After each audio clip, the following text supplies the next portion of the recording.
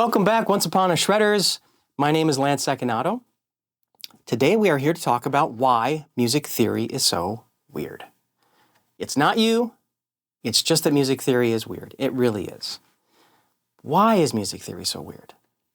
Well, music theory has a long history. Music theory really goes back to the first, written analyses of sound and tones.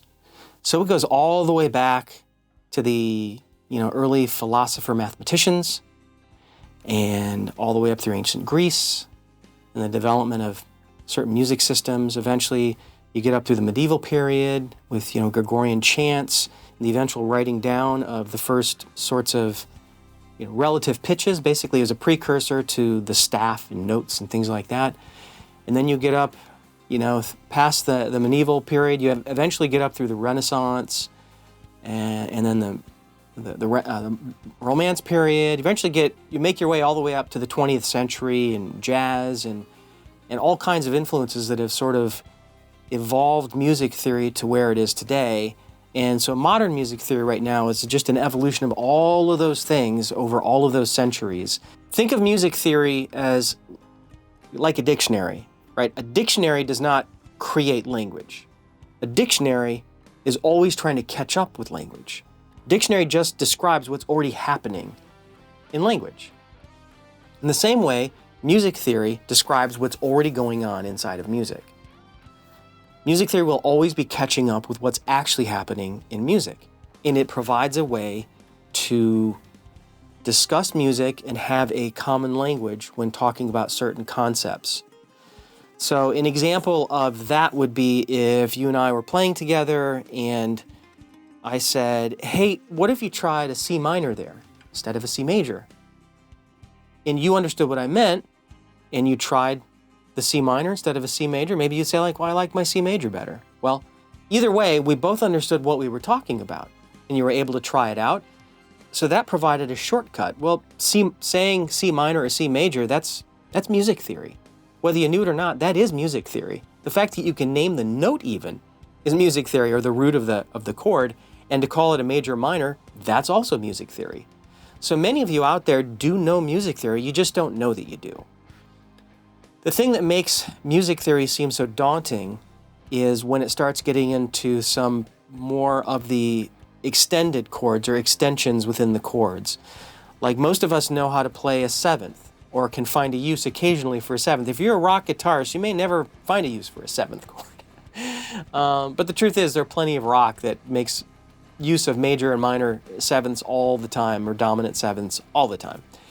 It's just that we don't really think of applying sort of the more extended parts of music theory into the rock realm because rock is so straight ahead most of the time. But it's there. There's plenty of examples of rock music.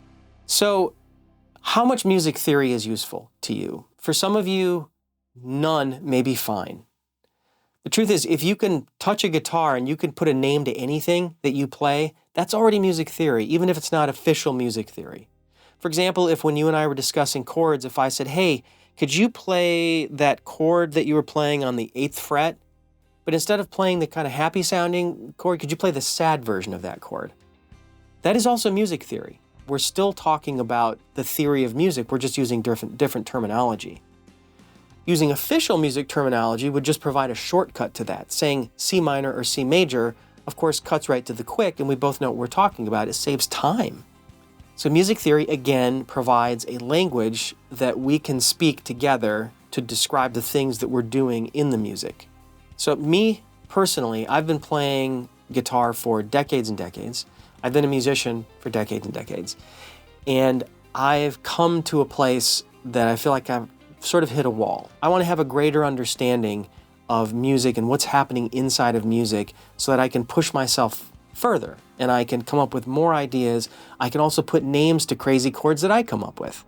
Now, regarding the breadth of knowledge of music theory and how much is enough, I don't think there's such a thing as how much is too much. But there are many other people out there who know far more about music theory than I do. I feel like I'm just a padawan. I'm just a learner. I feel like I'm kind of still at the beginning of really learning. You know what music theory reminds me of? Which I also never liked as a kid. It reminds me of a board game. I never liked board games. You know why I didn't like board games? Because the rules were arbitrary. And if I asked why, well, why is that a rule? Right? The answer is normally like, because that's the way you play the game. It is because it is. That was never satisfying to me. It just was like, no, I can't wrap my head around it. You have to tell me why it is the way it is. And with board games, there is really no answer to that because you're just being dropped into the board game world of this is how things work.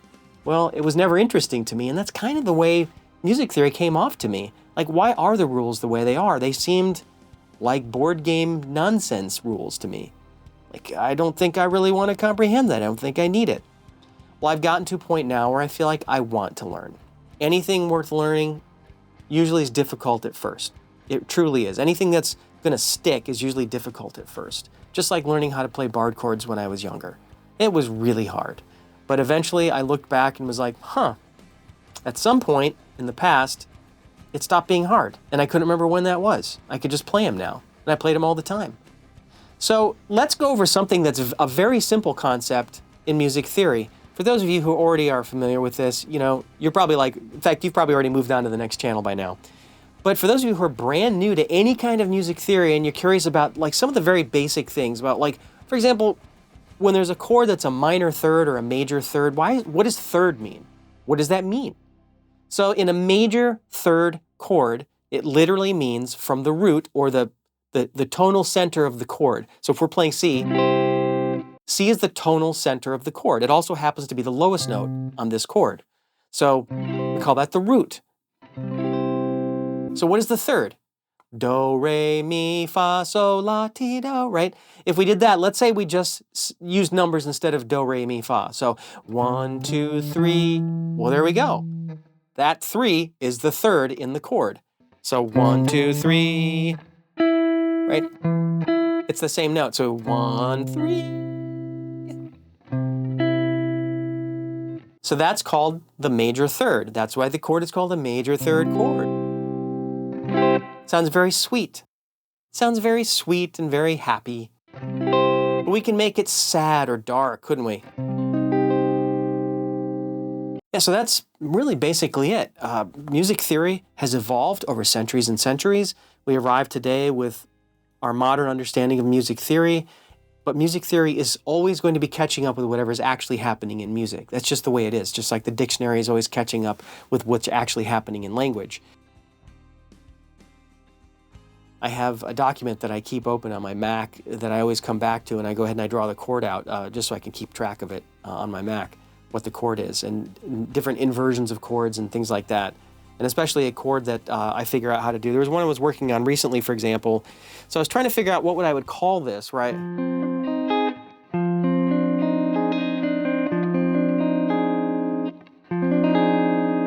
You're thinking like, why on earth would you ever play that? What use is there to play that chord? Well, it's an F, first of all. Ultimately, it's an F. I had to work it out, right? It's an F minor 7, 13.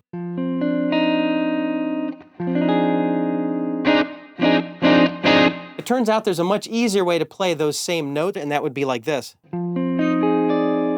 It's the same chord. Has all the same notes in it. It's just that one of the notes in the other chord is an octave higher in this version. Now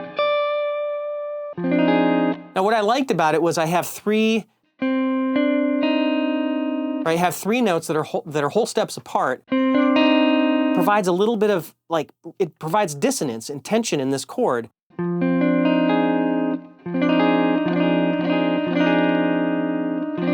I like it. I really like it. All right, so that's my end of my discussion about why music theory can seem so complicated and so weird. There's a reason for it, and it doesn't mean that you'll never know music theory. The truth is you already know music theory. Whether you want to learn more about sort of official terminology within music theory is up to you. It depends on how helpful you find it.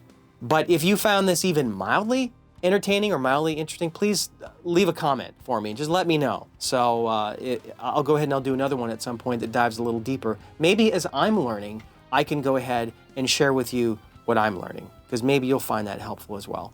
So anyway, thank you so much, and I will talk to you soon. Bye-bye.